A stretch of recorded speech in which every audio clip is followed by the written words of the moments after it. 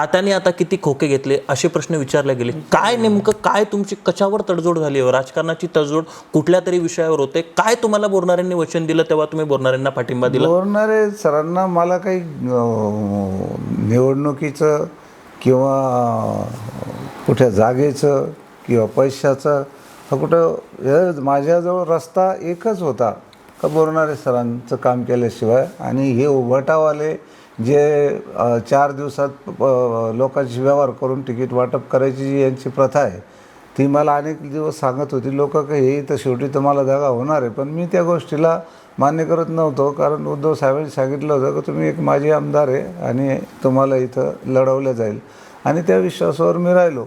आणि म्हणून मी एक प्राध्यापक माणूस आहे. आणि गेली 5 वर्ष जी मी बघितली तर गेल्या 2.5 वर्षामध्ये अनेक पैसे आपल्या तालुक्यामध्ये आणण्याचा प्रयत्न केला.